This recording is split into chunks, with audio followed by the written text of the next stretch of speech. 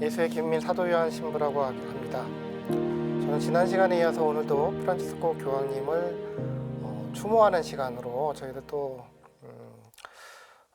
추모하는 시간을 갖고 그분의 삶을 좀 잠시 돌아보는 시간을 가지려고 합니다. 지난 시간에는 예수에 입회하기 전까지 수도 생활을 시작하기 전까지 프란치스코 교황님의 삶에 대해서 저희들이 한번 돌아보는 시간을 가졌다라고 한다면, 오늘은 프란치스코 베르골리오 소년 베르골리오가 어떻게 수도 생활을 시작했는가, 그리고 수도 생활을 시작했을 뿐만 아니라 거기서 사제로 서품받고 또 사제로 멈추는 게 아니라 또 예수의 광구장으로 활동을 하다가 굉장히 좀 힘든 영적 위기를 맞는 시간들, 그 시간들 잠시 돌아보면서 저희들 프란치스코 신부님을 통해서, 프란치스코 교황님을 통해서 주님께서 우리한테 알려주는 어떤 섭리 한번 깨닫는 시간을 갖도록 하겠습니다. 프란치스코 교황님의 성소는 아주 좀 신비롭습니다. 그러니까 정확히 말하면은 신비롭다기보다는 안 알려져 있습니다. 정보가 많지가 않은데, 그 이유는 프란치스코 교황님이 일부러 말을 아끼십니다. 그걸 한번 살펴보죠. 지금 보이는 사진에 보이는 곳이 어디냐면은 부에노스아이레스, 아르헨티나 수도 부에노스아이레스에 있는 산호세 데 플로레스라는 대성당입니다. 대성당인데, 프란치스코 교황님, 정확히 말하면 이 시기에는 소년 베르골리오가 이 성당에 자주 갔다고 합니다. 그러니까 왜 성당에 자주 갔는지는 아무튼 모르겠지만, 아무튼 이 소년 베르골리오는 조금 좀 특이하게도 아마 할머니 영향 때문에 그렇겠죠. 그래서 성당에 특히 대성당을 좋아했다고 합니다. 심지어는 충격적인 거는 자주 갔을 뿐만 아니라 고해성사를 자주 봤다고 합니다. 도저히 좀 이해가 안 가지만, 아무튼 여기 이 대성당에서 이분의 성소가 시작이 됩니다. 때는 1953년 17세의 나이죠. 9월 21일 날에 친구들하고 약속이 잡힙니다. 피크닉을 가기로 한 겁니다. 그래서 소년 베르골리오는 친구를 만나기 위해서 길을 갑니다. 근데 바로 아까 전에 얘기했던 산호세 데 플로레스 대성당을 지나가는 거죠. 근데 갑자기 어떤 충동에 휩싸입니다. 그 충동이 뭐냐? 이번에 직접 인터뷰한 내용을 보면 이렇게 돼 있습니다. 갑자기 주님께 인사하고 싶어졌습니다. 좀 놀라운 일이죠. 그 아이가, 17살 아이가 주님께 인사하고 싶어서 대성당에 들어가겠다. 그래서 대성당에 들어갑니다. 들어가서 무릎을 꿇고 기도하는데 또 하나의 충동이 올라옵니다. 점점 흥미롭죠. 성당을 지나가는데 주님께 인사하고 싶었고, 그래서 기도를 무릎 꿇고 장기를 하고 인사를 하는데, 잠시 기도를 하는데, 성사 보고 싶다. 이런 또 되게 신기한 체험들이 이 뒤에 있습니다. 그런데 그 당시에 요 산호세 데 플로레스 대성당이 되게 유명했대요. 뭘로 유명했느냐?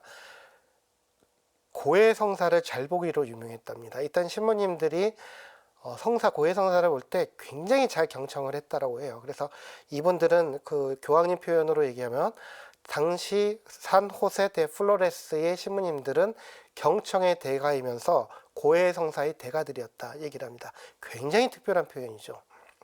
그래서 그 소년 베르골리오도 마찬가지로 자기 얘기를 아마 하고 싶었나 봅니다. 그 충동이 일어났던 거죠. 그런데 특이하게도 자기가 다 알고 있는 신부님이 아니라 생전 처음 보는 신부님을 만납니다. 그 신부님은 백혈병 때문에 잠시 요양 온 신부님이었고, 그 다음에 돌아가시는데, 이 신부님을 보면서 저 신부님한테 성사를 보고 싶다 하고 들어갑니다. 고해소에서 어떤 일이 벌어집니다. 근데 이 얘기가 되게 애매해요. 그리고 어디서도 요거를 명확하게 얘기를 안 합니다. 읽어보면 이렇습니다. 그분에게 고해성사를 하던 중에 뭔가 이상한 일이 일어났고, 그렇게 제 인생은 완전히 바뀌었습니다. 끝입니다. 갑자기 하느님을 만난 것 같은 놀라움을 경험했습니다. 그냥 뭔가 이상한 일이 일어났고, 그 때문에 내 인생이 바뀌었다. 끝입니다. 원래 인생은 어떻게 돼 있었느냐? 어머니가 소년 베르골리오의 어머니는 베르골리오가 의사가 되기를 바랬습니다. 그 지난 시간에 이 아이가 16살 때, 17살 때 생화학을 공부했다라고 얘기를 했죠. 이 생화학을 했던 이유는 의학도로서의 준비 기간이었거든요. 그러니까 의사가 되기 위해서 준비를 했던 겁니다. 근데 하필이면 산호세대 플로레스 앞을 지나가다가 주님께 인사하고 싶었고, 주님께 인사를 하다가 고해성사를 보고 싶었고, 그 낯선 신부님한테 고해성사를 보다가 뭔가 이상한 일이 벌어졌다 하고 침묵을 딱 지킵니다. 더 얘기를 안 하거든요. 자, 그래서 이 이상한 일에 그냥 이상하다고 얘기하고 넘어가는데, 이게 학문 중에서 종교학이라는 학문이 있죠. 종교학에서도 신비주의를 연구하는 분과가 따로 있습니다. 그래서 신비주의 연구하는 학자들, 이런 사람들 입장에서는 요 이야기가 신기하지 않습니다. 왜 그러느냐? 저 사진 속에 있는 사람이 윌리엄 제임스라고 뭐라 그럴까, 종교심리학, 아무튼 신비주의 연구에서는 한 획을 긋는 학자입니다. 미국인이에요. 미국인인데 1900년대 초반에 미국에서 되게 이상한 현상이 벌어집니다. 그게 뭐냐면은 술 마시고, 미국 사람들 이런 식으로 얘기하면 좀 곤란하지만, 아무튼 자유분방하고 술 마시고 막 담배 피고 막 그런 식으로 이렇게 막 사는 미국인들이 어느 순간 독실한 그리스도인으로 확 바뀌어 있는 게 하나의 사회 현상으로 벌어집니다. 경건주의가 쫙 퍼져버리죠. 이게 20세기 초에 벌어진 일이거든요. 그래서 미국 사회 자체의 분위기가 굉장히 이렇게 청교도적인 걸로 다시 돌아갑니다. 그래서 거기에 대해서 그러니까 그거를 회심이라고, 우리 가톨릭에서는 회심이라고 부르는, 영어로는 미국인들은 컨버전이라고 부르는, 이게 굉장히 특이한 현상이 벌어지니까 윌리엄 제임스가 이 부분에 대해서 연구를 합니다. 그래서 종교생활의 다양한 형태들이라는 제목의 책을 쓰는데, 여기 보면은 이런 신비 체험들에 대한 분석이 나오죠. 거기 보면 이렇게 얘기를 합니다. 윌리엄 제임스와 같은 연구자들이 신비 체험을 연구하면서 이걸 깨닫게 된 겁니다. 인간의 오성이나 인간의 표현, 개념을 넘어서는 아주 특별한 경험을 할 수가 있다는 거. 그러니까 도저히 말로 설명할 수 없는 어떤 경험을 하게 된다는 거. 그러면서 이거를 말로 표현할 수 없음. 한국말로는 좀 이상한데 영어로 하면은 ineffability라는 표현을 씁니다. 말로 도저히 설명할 수 없음. 근데 왜 그러느냐? 이거를 굳이 말로 설명하는 순간 느꼈던 풍요로움이 깎아나가는 듯한 고통을 느끼기 때문에 설명을 하기 싫어하는 겁니다. 그러니까 경험자들이 설명하기 싫어하고, 다른 것들로 설명하는 순간 이게 막 되게 아까운 거예요. 아, 이런 게 아닌데. 그러니까 프란치스코 교황님도 똑같은 체험을 했기 때문에 그냥 참으로 이상한 일이 벌어졌다 하고 더 침묵을 지키는 거죠. 근데 재밌는 게 이 일이 벌어진 거. 그러니까 프란치스코 교황님의 성소 동기는 뭐냐? 고해성사라고 얘기를 할 수가 있는 겁니다. 이게 고해성사가 프란치스코 교황님한테는 굉장히 특별했거든요. 그렇기 때문에 프란치스코 교황님이 되고 난 그 다다음인가 자비의 해를 선포를 합니다. 자비의 해를 선포를 해가지고 자비라는 단어를 가톨릭 교회에 굉장히 열풍과도 같은 자비의 해를 희년을 선포를 하죠. 근데 그때 동시에 이분이 어떤 일을 하냐면은 자비의 선교사라는 제도를 만듭니다. 자비의 선교사. 그래서 자비의 선교사는 그럼 뭐 하는 거냐? 이게 뭐냐면은 고해성사를 전담으로 하는 신부님들을 자비의 선교사라고 해가지고 로마로 불러들여가지고 교육을 시켜요. 그러니까 저도 이때는 사제품을 받을 직후였는데, 그때 한국 주교회의에서 공문이 날라왔어요. 자비의 선교사 이거 모집하고 있으니까 응모하라. 근데 당연히 영어로 하고 이탈리아로 하니까 갈 리가 없죠. 아무튼 이런 일이 있었습니다. 지금 저 사진에 보면은 저 사진이 바로 자비의 선교사들 정례 모임 때 프란치스코 교황님이 지금 모습을 드러낸 거죠. 자, 근데 이 자비의 선교사의 모임에서 이분이 되게 특별한 얘기를 해요. 자, 뭐라고 얘기하느냐? 이렇게 얘기합니다. 여러분에게 부탁드립니다. 어떤 식으로든 판단하지 마십시오. 항상 당신 앞에 사람을 이해하는 것을 우선시하십시오. 고해성사에서는 이거다. 판단하지 마시오. 판단하지 말고 이해하려고 하시오. 요 얘기를 하는 겁니다. 어떤 얘기를 하면은 거기에 디테일에 매몰되지 말라고, 자세한 것에 매몰되지 말고 전체의 삶의 맥락을 보십시오. 이 얘기를 합니다. 그리고 자비는 알고 있습니다. 무엇을 아느냐? 사람의 마음을 딱 들여다보면은, 사람의 마음을 경청하고 그 사람의 마음을 딱 들어가면은 그 속에 성부, 아버지와 아버지의 거처에 대한 맹렬한 욕구가 있다는 걸 안다는 거죠. 왜? 프란치스코 교황님이 어린 시절부터 그거를 경험했기 때문에. 왜? 그 산 호세 데 플로레스 대성당의 신부님들이 그런 식으로 경청을 했기 때문에 판단을 하기보다는 더 귀를 쫑긋 세워서 저 사람이 왜 저러는지, 왜 저런 얘기를 하는지, 왜 저게 저 사람을 마음을 아프게 하는지 계속 이해하려고 노력을 했다는 거죠. 그렇게 되는 걸 이해를 하게 되면은 그 사람 밑에 죄라는 게 뭘로 보이겠어요? 오히려 얼마나 안타까움으로, 감정으로 변하지 않겠습니까? 그게 자비의 마음이라는 거죠. 미제리코르디아스. 자비라는 단어를 라틴어로 하면은 상대방의 고통이 내 마음으로 들어오는 거, 미세리코르디아스거든요. 이 자비의 선교사, 고해사제의 역할은 바로 그거다. 판단하는 게 아니라 저 사람의 마음을 같이 아파하는 거. 아파하기 위해서는 왜 저런지 이해를 해야 된다는 거. 그 얘기를 하는 거죠. 이게 바로 프란치스코 교황님이 고해성사에 대해서 굉장히 특별한 얘기를 하고, 굳이 자비의 선교사라는 듣도 보도 못한 거는 제 경험으로는 듣도 보도 못한 제도를 운영을 한 것 자체가 고해성사를 통해서 이분이 삶이 바뀌는, 의사의 길을 걷다가 수도자의 길로 바뀌는 그 체험을 했기 때문인 겁니다. 근데 그 직후에 그 소년 베르골리오는 아주 간단하게 그 자신의 경로를 정합니다. 뭐냐?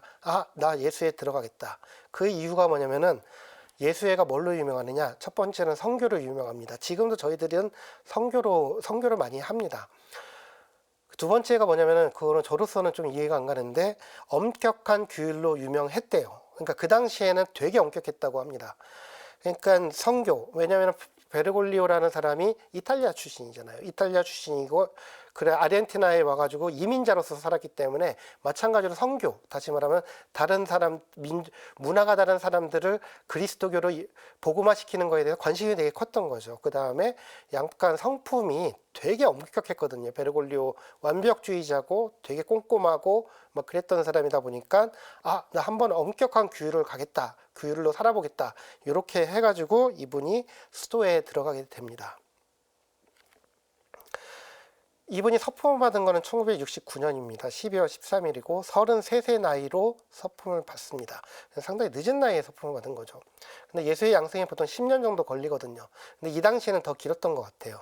나이를 따지면은 다시 10년 넘게 걸린 것 같습니다.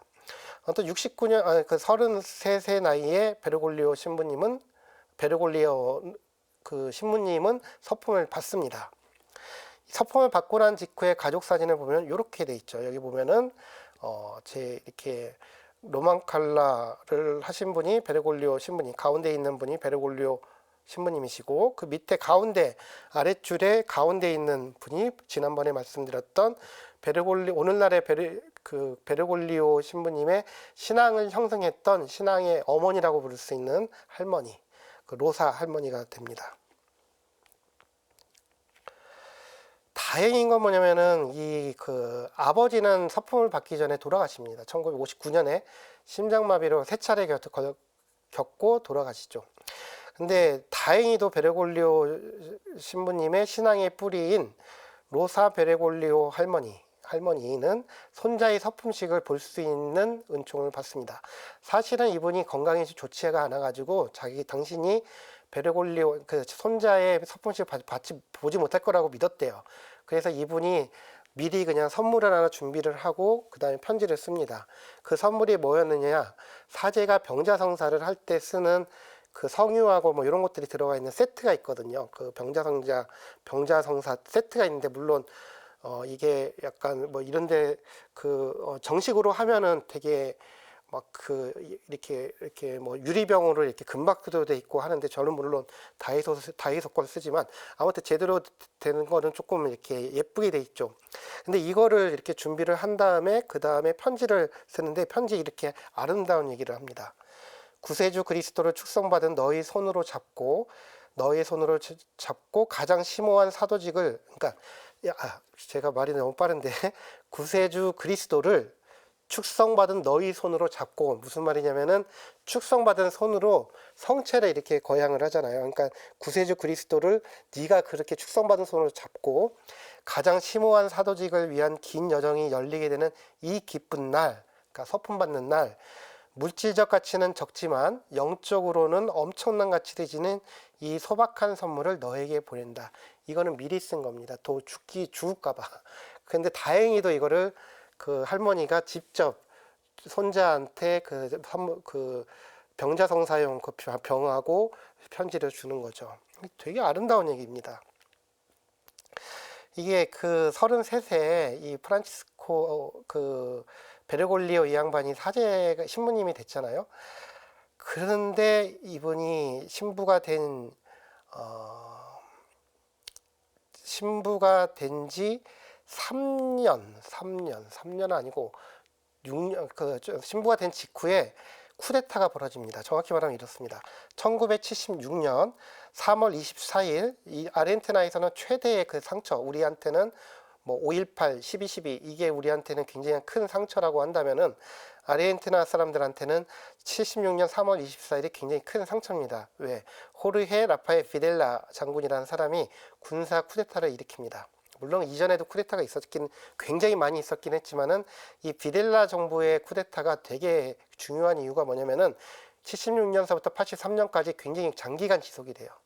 그리고 이때 거의 3만 명에 달하는 지난번에 말씀을 드렸던 정치범들이 학살당합니다. 그래서 굉장히 많은 사람들이 죽어요. 그렇기 때문에 이 사람들은 굉장히 이게 큰 상처가 됩니다.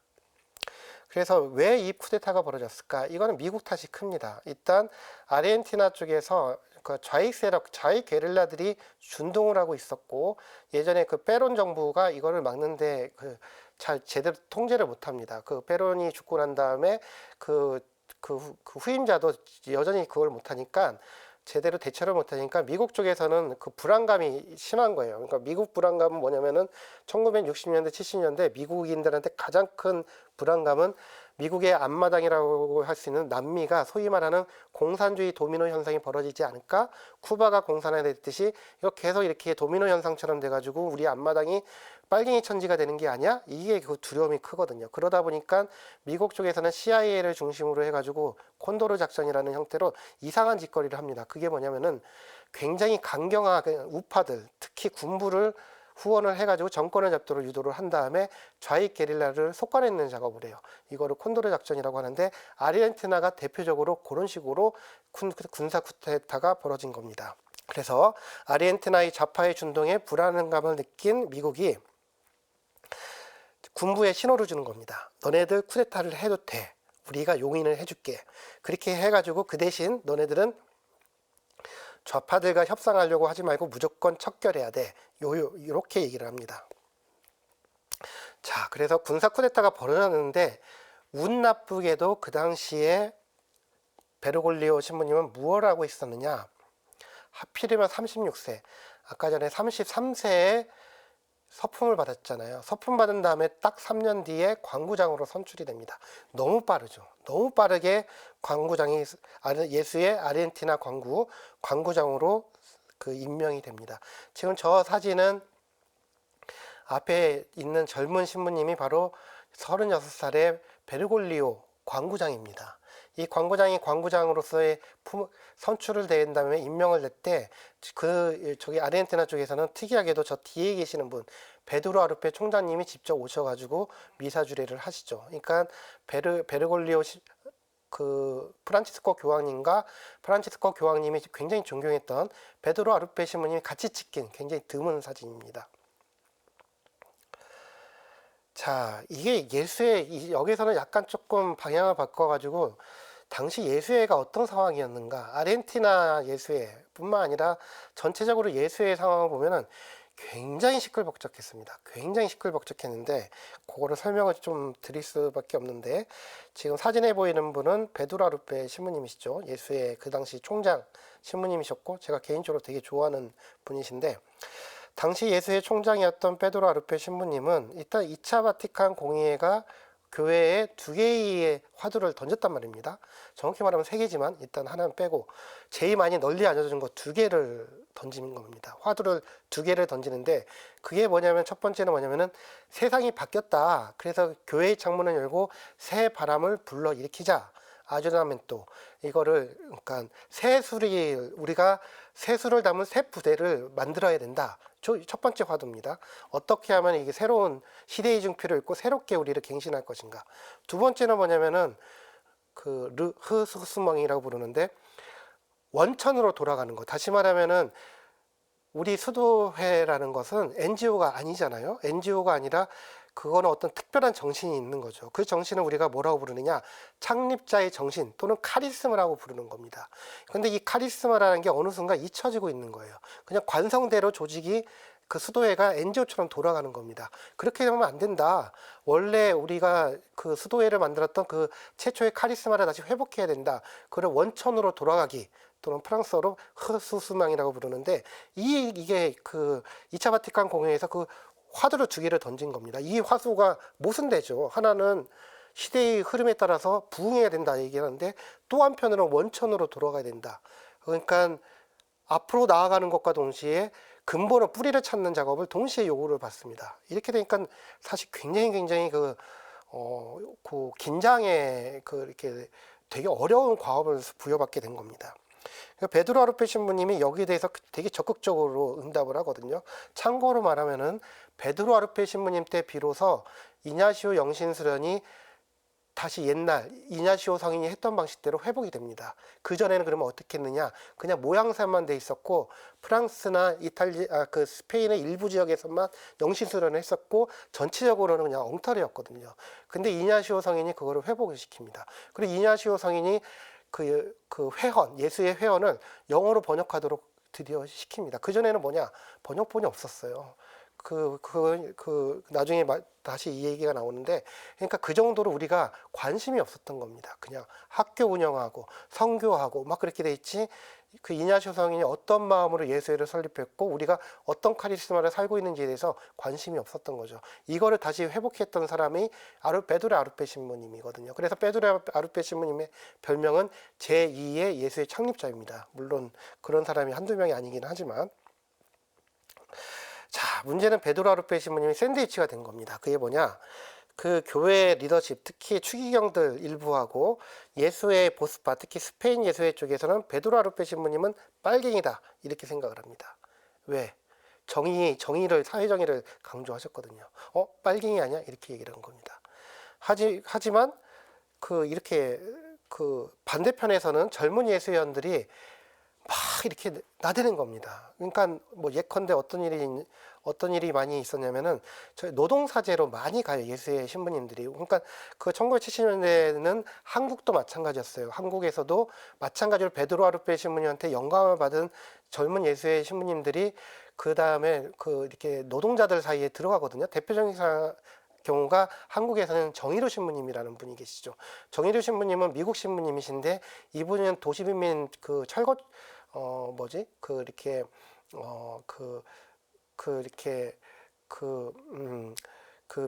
빈민촌, 그러니까 정확히 말하면 달동네죠. 달동네 아니면 철거 대상이 되는 철거 예정지 이런 데 들어가서 사셨거든요. 그러니까 이런 식으로 활동을 하다 보니까 이게 샌드위치가 되는 겁니다. 한쪽에서는 위에서는 빨갱이라고 쪼아대고 밑에서는 좀 더 우리가 투신하고 싶다고 얘기를 하고 심지어는 일부에서는 교황청을 비판하는 사건까지 벌어지거든요. 특히 몇 가지 일 때문에 비판을 합니다. 이런 식으로 되니까 베드로 아루페 신부님이 되게 곤란을 겪게 됩니다. 이게 로마 총원뿐만 아니라 예수의 전체에서 이렇게 시끌벅적했다는 거죠.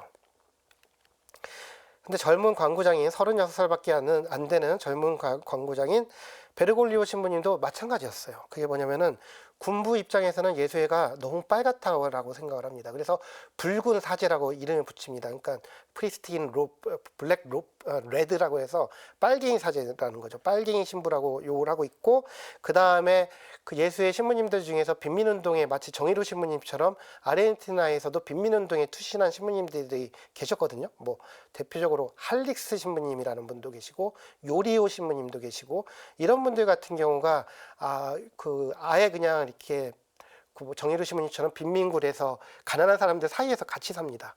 이렇게 하다 보니까 군부에서는 이 둘을 잡아가지고 죽이려고 했어요. 그러다가 그 베르골리오 광부장이 이리 뛰고 저리 뛰고 해가지고 결국 풀려나긴 하죠.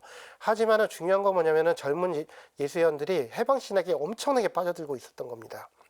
문제는 뭐냐? 베드로 아르페 신부님이 했던 방식하고 이 긴장 상태, 그러니까 우파와 좌파의 긴장 틈바구니에서 베드로 아르페 신부님이 했던 방식하고 베르골리오, 너무 어린 베르골리오 신부님이 했던 방식이 너무 달랐던 거예요. 베드로 아르페 신부님은 뭘 했느냐? 중간에서 조종자 역할을 했습니다. 조종자는 뭐냐? 한쪽 편을 들어주지 않고 다 경청을 하면서, 그래서 일종의 황희정승 같은 태도죠. 그러면서 뭐라고 하소연을 하냐면은, 여러분 제발 선만 넘지 말라고, 내가 여러분들을 지키는데 한계가 있다고, 그래서 조금만 자중해 달라고, 이런 얘기를 실제로 편지를 쓰거든요. 그러니까 한탄을 하는 거죠. 하지만 베르골리오 신부님은 정반대로 갔습니다. 그러니까 굉장히 강경하게 해방신학을 억제하고 젊은 예수회원들이 해방신학 공부하는 것을 금지시켜 버립니다. 그러니까 굉장히 좀 문제가 생기죠. 그럼 여기서 질문을 던질 수가 있을 겁니다. 왜 베르골리오 신부님은 해방신학, 특히 막시즘을 왜 싫어할까?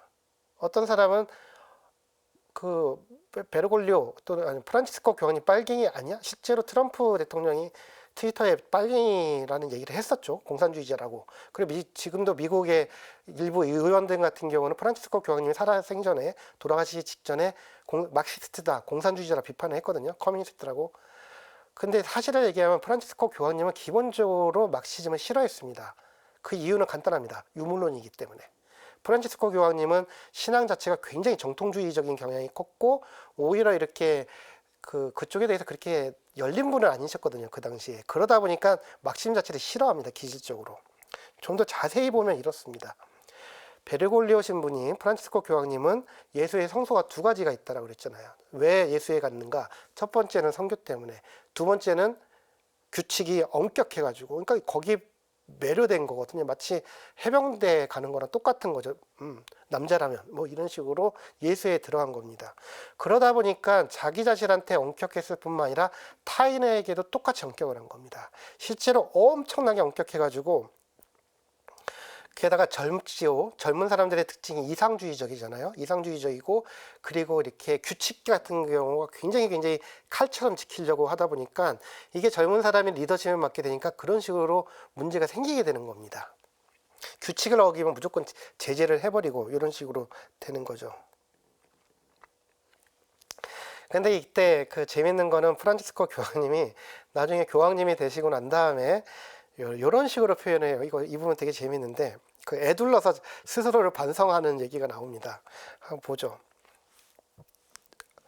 요 사진은 2023년, 그러니까 재작년에 찍힌 겁니다. 재작년에 8월 5일 날에 찍힌 건데, 그때가 재작년 2023년 8월 달에 무슨 일이 있었냐면은, 포르투갈에서 세계 청년 대회가 있었거든요.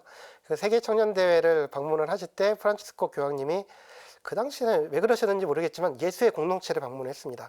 포르투갈 예수의 공동체를 방문했더니 저렇게 그 예수회원들이 많죠.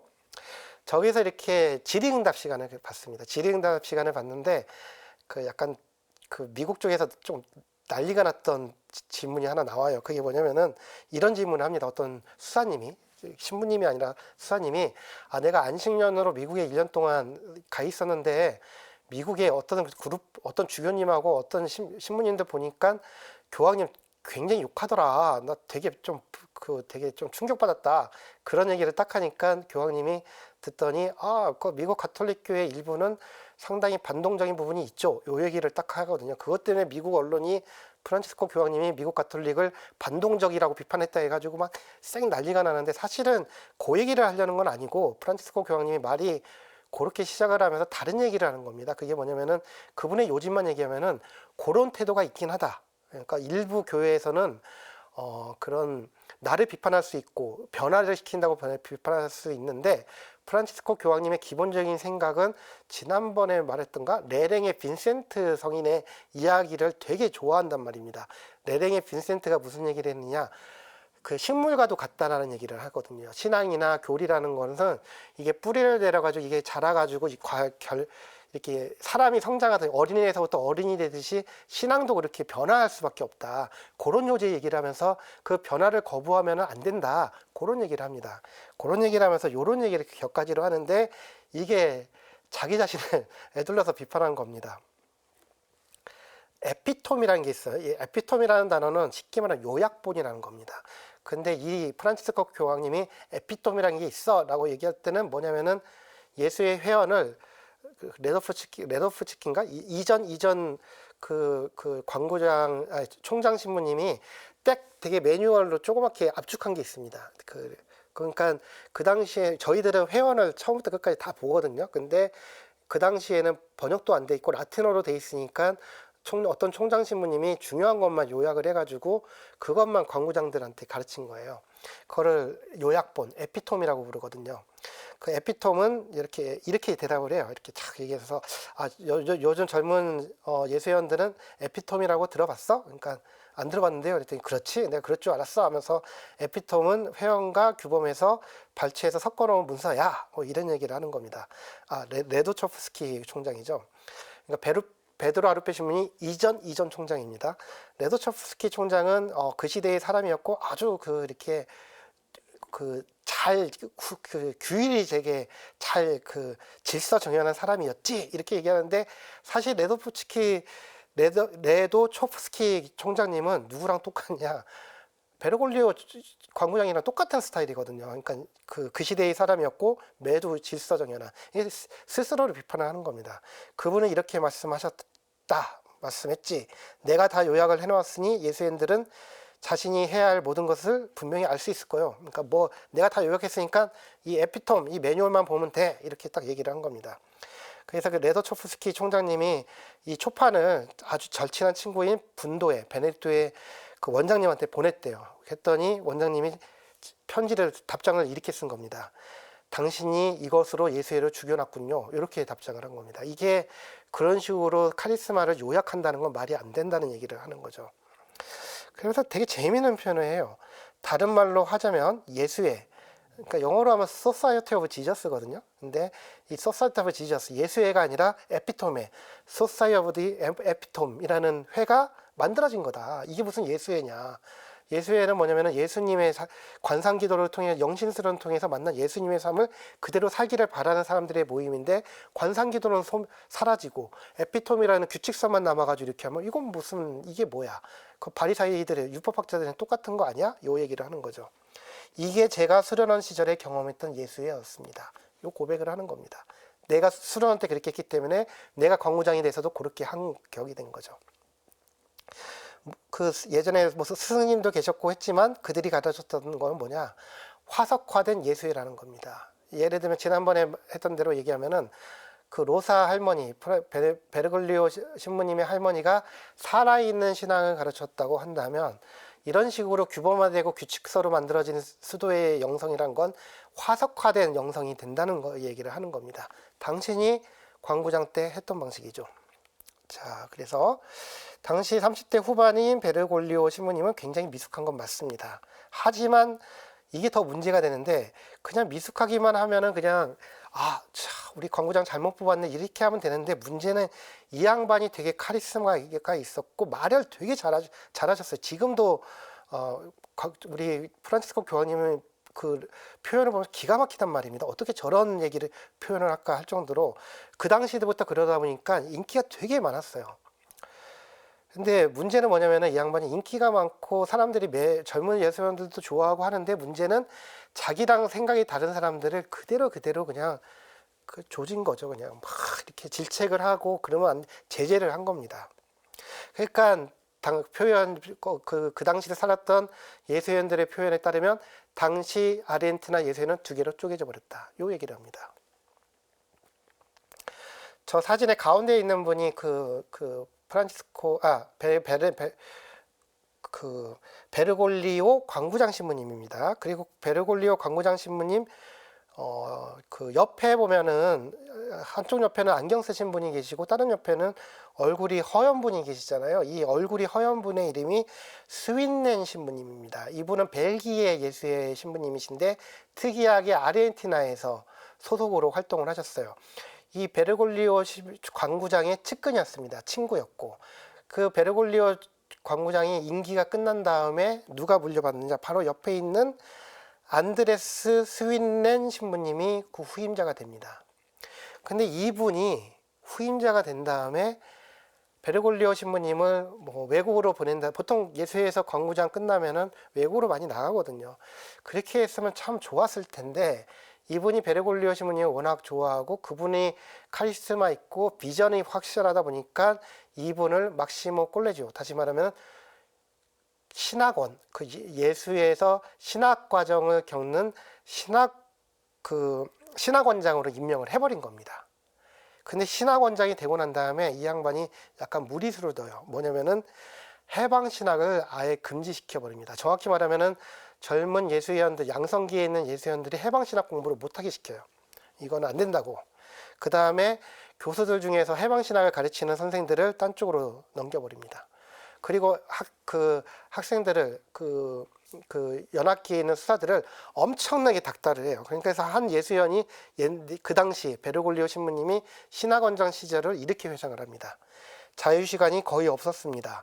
예수의 공동체보다는 봉쇄수도원 같았습니다. 워낙 엄격한 사람이, 그러니까 신념을 갖고 이렇게 하다 보니까, 그러니까 내가 예수의 매력받은 것도 되게 이렇게 금욕적이고 막, 그때 그 기억이 나는데, 제가 미국 신부님한테, 할아버지 신부님, 지금 돌아가신 그 미국 신부님한테 물어봤어요. 신부님 1960년대 초반, 그러니까 다시 말하면 2차 바티칸 공회 이전에 수련 생활을 하셨잖아요. 그때 어떻게 하셨어요? 미국에서는? 했더니, 그때는 편퇴 시간이 있었대요. 편퇴는 뭐냐면은 허리띠 채찍으로 몸을 때리는 게 편퇴인데, 이게 예수의 공동체 수련원에 있었다는 겁니다. 그래서 제가 깜짝 놀라가지고, 그럼 신부님도 편퇴하셨어요? 했더니, 자기는 안 했다고. 왜냐하면 이렇게 편퇴 시간이 되면 자기 방에 딱 들어가고 문을 연답니다. 여서 이렇게 하면은 여기저기서 철썩철썩 소리가 나는 거죠. 근데 당신은 허리띠를 풀어가지고 그냥 그 침대만 때렸다고. 자기는 편퇴하기 싫어가지고. 그래서 자기는 그거 안 했다고 하는데, 요런 식으로 되게 분위기가 달랐던 거죠. 봉쇄수도원 같았다는 겁니다. 그리고 앞서서 얘기했지만 해방신학을 가르치던 예수의 신부님들을 다 교직에서, 수업에서 배제시켜 버린다든지 뭐 그랬다는 거죠. 그러면 이 양반은 그러면 보수적이고 그냥 반동적인 사람이냐? 아니었다는 겁니다. 왜냐하면 이 양반은 가난한 이들에 대해서 굉장히 애정을 품고 있었단 말입니다. 그러다 보니까 이 양반이 어떤 식으로, 근데 이 양반이 했던 방식은 뭐였냐면은, 니들이 가난한 사람들을 위한다라고 하면은 말로 하지 말고 행동으로 옮겨, 이렇게 얘기를 하면서 입 털지 말고 직접 손과 발을 써가지고 가난한 사람들을 위해라, 이렇게 합니다. 그러면서 예수회 쪽에 농장을 만들어요. 이렇게 농사를 짓고 채소를 재배하고 소를 기르는, 아르헨티나가 소가 많으니까 소를 기르는 농장을 만듭니다. 거기서 추수하고, 그러니까 그 채소와 거기서 거둔 채소와 그 고기들을 이렇게 해가지고 빈민촌에 가져가서 나눠주는 방식을 택한 겁니다. 이게 당신이 생각할 때 맞다라고 본 거예요. 해방신학자들은 손 한 번 안 떼고 입만 그렇게 하니까 그건 아니다 얘기를 하는 거죠. 근데 문제는 뭐냐? 많은 예수회원들이 소떼들과 함께 있는 것보다는 자기 방, 교실 이런 데서 책을 보는 걸 더 좋아했다는 거죠. 이게 사실 현실이었고, 그리고 좀 더 많은 지적인 자유, 좀 더 많은 허드렛 일, 그러니까 공부에 더 신경 쓰기를 바랬다는 겁니다. 다시 말하면은 베르골리오 신부님의 방식이 너무 급진적이고 행동주의적이라서 예수회원들 입장에서 불만이 점점 커지는 겁니다. 점차 베르골리오 신부님이 외톨이가 되는 거죠.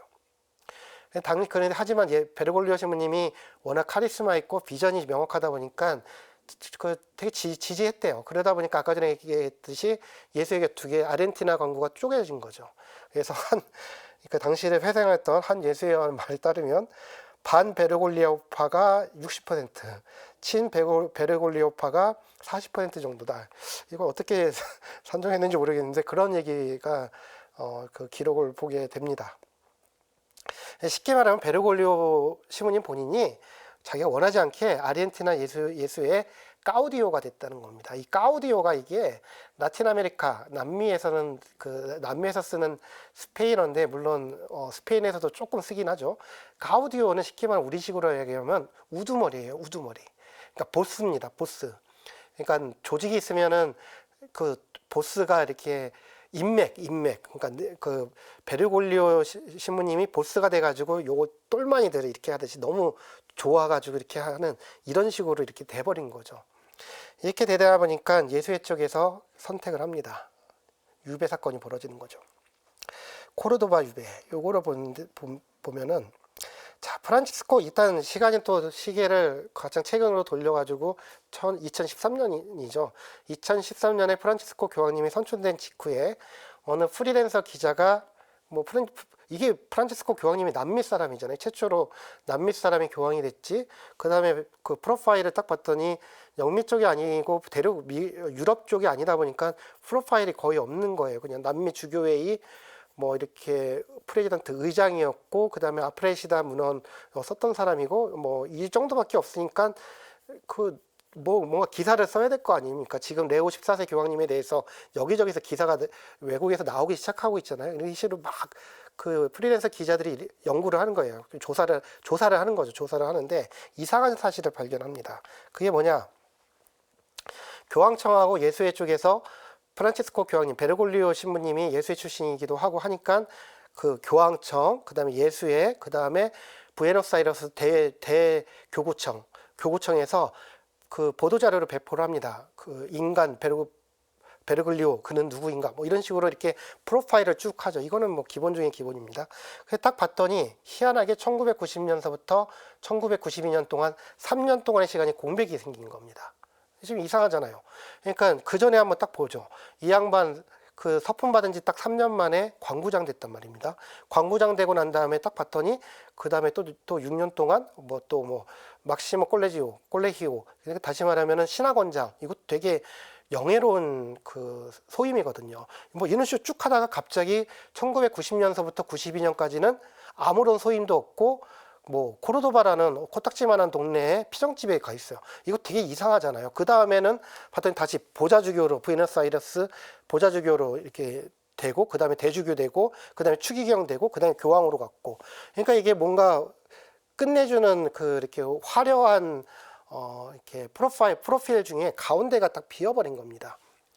근데 보통 사람 그냥 넘어갔는데 어디나 이상한 사람들 있잖아요. 그 데니엘 버크라고 개인적으로 되게 좋아하는 저널리스트인데, 이 데니엘 버크라는 아주 지나칠 정도로 성실했던 프리랜서가 여기에 눈이 그냥 꽂혀버린 거예요. 이거 뭐지? 왜 90년서부터 92년까지 이게 비지? 하니까 이 양반이 맨 처음에 교황청에 문의를 합니다. 교황청에 교황 성악회 이게 90년서부터 92년까지 뭔 일이 있는지 안 나와 있어가지고 좀 여쭤봅니다. 이렇게 편지를 했는데 대답을 안 했어요. 대답을 안 하니까 이 사람이 약간 진짜 미쳐가지고 어디를 가느냐, 그 부에노스아이레스 비행기를 타가지고 아예 바닥부터 훑기 시작합니다. 거기서 발견한 게 뭐냐면은 90년서부터 92년까지 코르도바에 있었대. 그 스페인 코르도바 말고 아르헨티나 코르도바에 있었대. 그러니까 이 사람이 비행기를 타고 또 아르헨티나 코르도바로 갑니다. 코르도바를 가가지고 거기에 작은 마을에 예수의 피정집이 하나밖에 더 있겠어요. 물론 성당은 두 군데가 있었지만, 그래서 거기에 가가지고 거기 있는 여기 예수연들만 있는 게 아니라 거기 정원사도 있고 이런 직원들이 있잖아요. 피정집 직원들 인터뷰를 다 따버린 겁니다.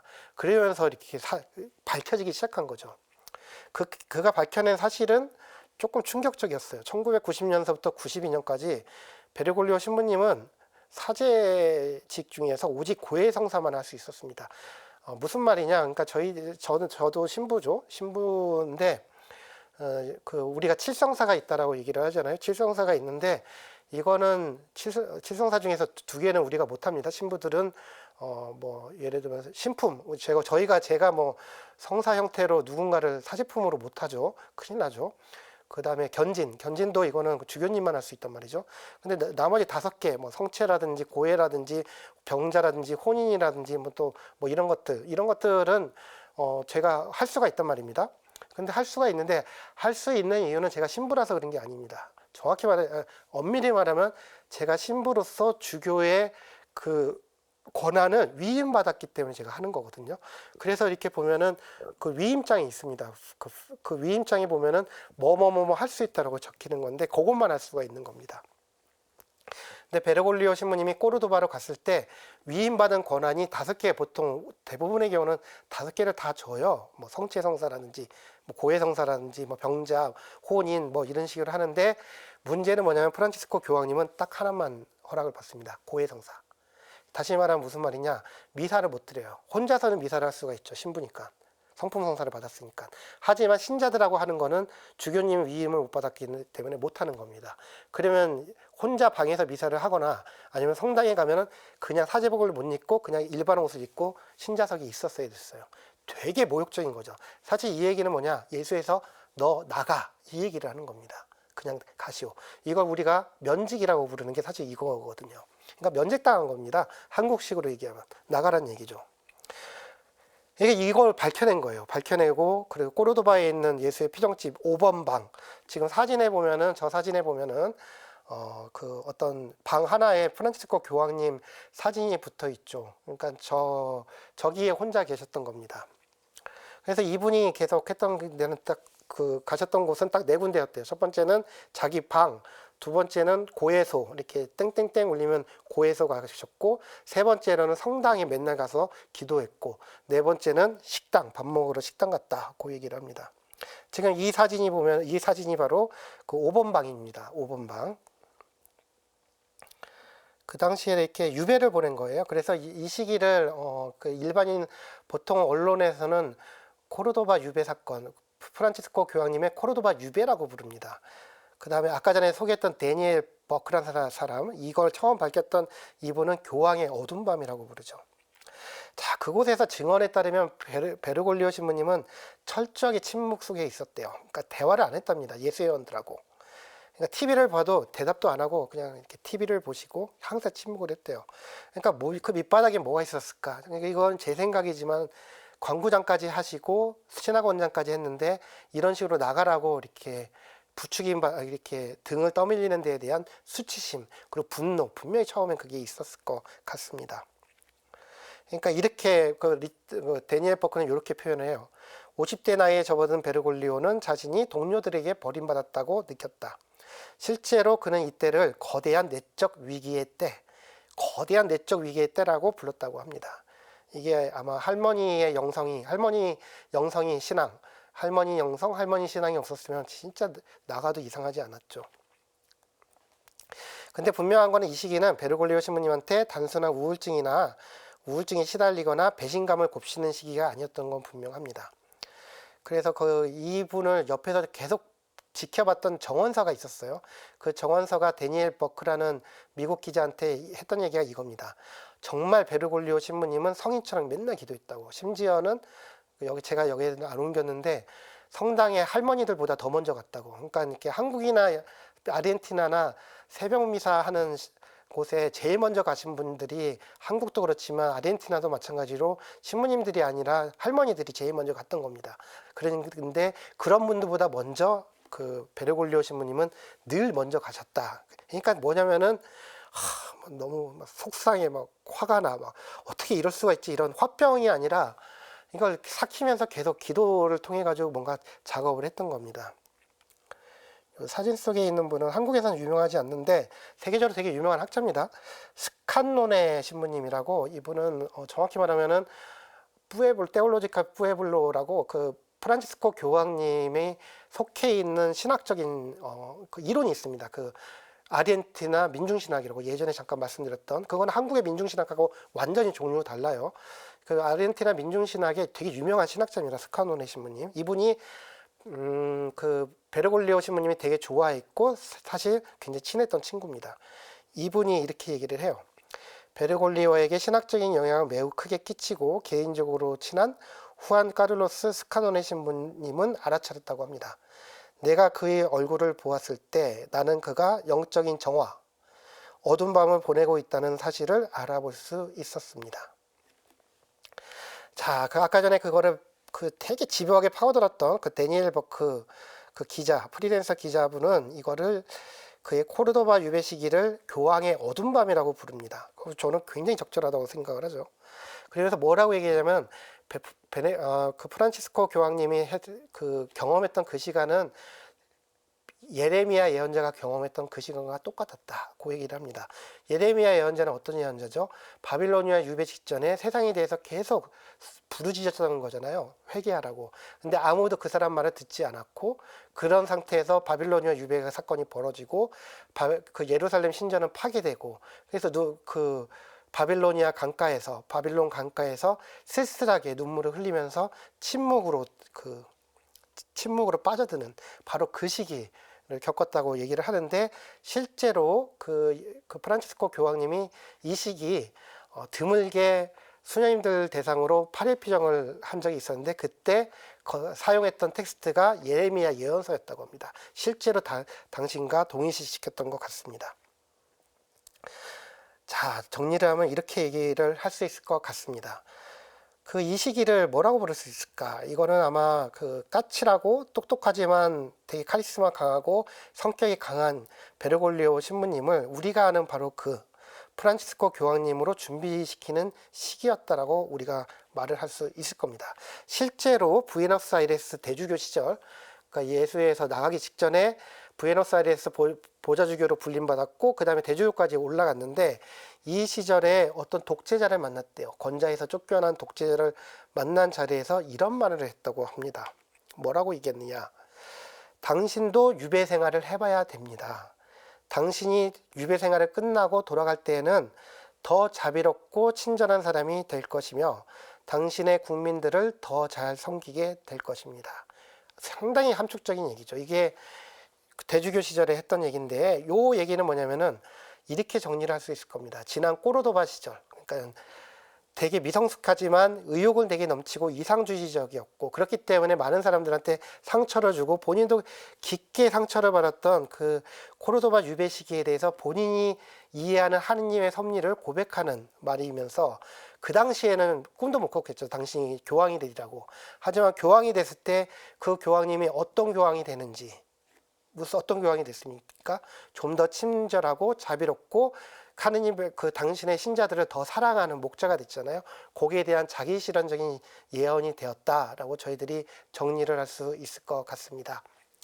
이상 오늘까지 제가 프란치스코 교황님 수도 생활에 들어오고 나서 그 다음에 교황님이 되기 직전까지 특히 중점적으로 했던 거는 예수의 생활에서 가장 힘들었던 그 시기를 저희들이 좀 집중해서 봤는데 아마 이 시간이 아마 저 개인적으로는 이 부분을 준비를 하기도 하고 책을 읽기도 하고 심지어는 또 번역을 한 적도 있었는데 이러면서 되게 큰 위로를 받았습니다. 그러니까 우리한테는 좌절과 절망의 시간이 다른 관점에서 보면 우리를 좀 더 키워내는 그런 시간이 될 수 있다는 거.